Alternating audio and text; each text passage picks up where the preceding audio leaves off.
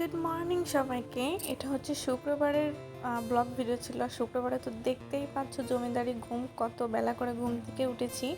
উঠে দেখি বৃষ্টি হচ্ছে, তারপরে একটু থালা বাসনগুলো মেজে পরিষ্কার করে নিলাম। আজ বেশি কিছু করব না ভেবেছিলাম, কিন্তু তারপরেও কাজের অভাব হয় না। একটা দিন ছুটি পাই, তাও বাসায় থাকি, দুনিয়ার কাজ থাকে। যাই হোক, টুকটাক কাজগুলো সেরে কিছু কাপড় চোপড় ধুয়ে স্নানটা করে নিলাম। এদিকে দেখো কি বিপত্তি ঘটেছে, বৃষ্টি হচ্ছে, আমি কোথায় শুকাতে দেব কাপড়গুলো খুঁজে পাচ্ছিলাম না। তারপরে বেলকনিতেই ওইভাবে দিয়ে রাখলাম।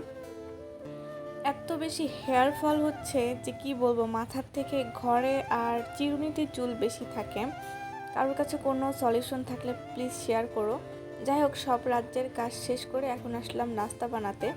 একটু নুডলস করেছিলাম, করে বসে আছি তার আশায়। এদিকে এত খিদে লাগছে, যার আশায় বসে আছি সেই এসে খেতে শুরু করে দিয়েছে। যাই হোক, এর মাঝে আমার দুপুরের রান্নাটাও শেষ হয়ে গেছে। বাইরে দেখি আবার মেঘ করেছে, আবারও বৃষ্টি হচ্ছে।